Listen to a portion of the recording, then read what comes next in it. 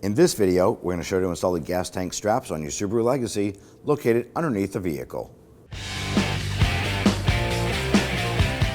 Now with the vehicle raised and supported, each side of the vehicle is going to have this splash shield here. There's one on the driver's side, one on the passenger side, and each one of these has 5 pieces of hardware holding it.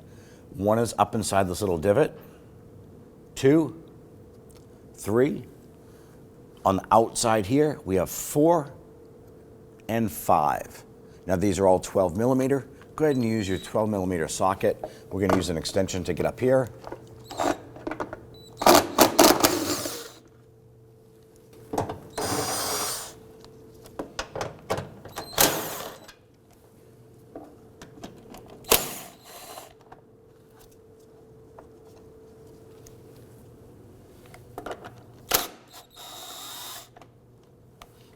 Go ahead and grab that shield and slide that down.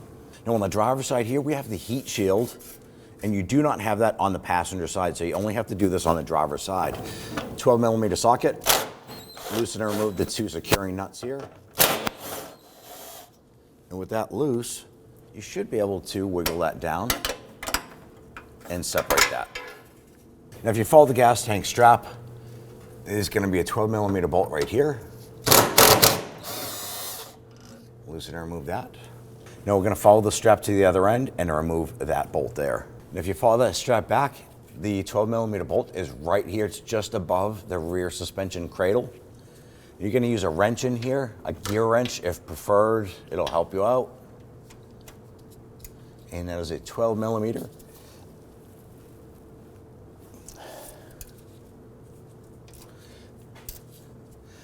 Now in doing this job here, you're going to do 1 strap at a time.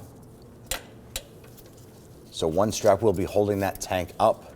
For any reason, if one of those straps is rotted or damaged more than the other, you want to go ahead and support the gas tank, preferably with a jack and a piece of wood so you don't damage the tank.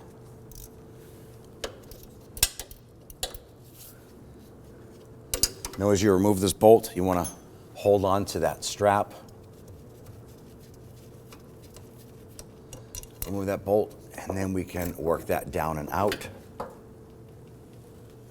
Now before installing your new strap, ideally you want to go ahead and remove the rubber insulator pad. It's just a gasket. You're going to slide that off and then install it onto the new unit. So go ahead and shake out any dirt that's in there. If you want to, you can go ahead and hose that out or use some spray to clean that.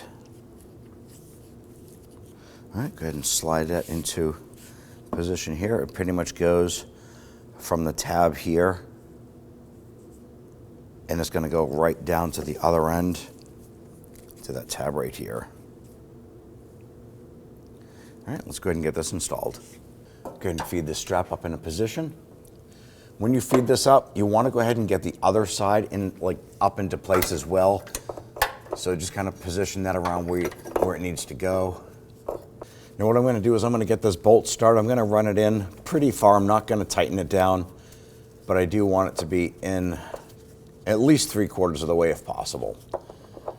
Now we're going to go to the other side and get that bolt started, and then we'll snug them down together.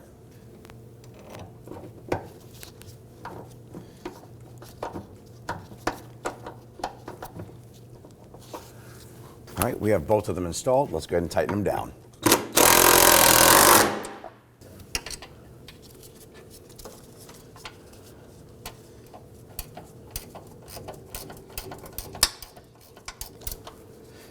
And go ahead and tighten that down.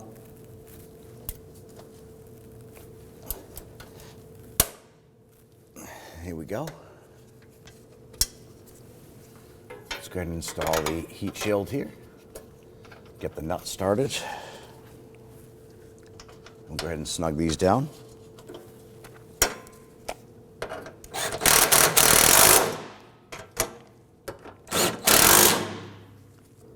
Let's go ahead and install our shield here. And what I like to do is just line up these 2 studs here. We're going to throw the nuts on. We're not going to tighten them, but that's going to allow us to go ahead and not have to hold this up anymore. Let's go ahead and install the 3 bolts around the perimeter. Let's go ahead and install our bolt up back in the back. Snug that down.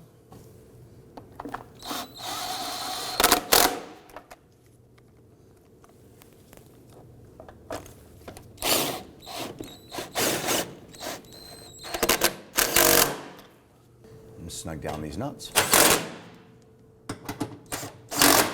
Now at this point here, the passenger side is the same minus the heat shield.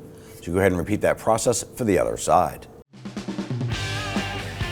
When only the best will do, demand TRQ.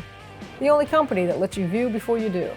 TRQ is committed to offering the highest quality aftermarket auto parts that are engineered for peace of mind.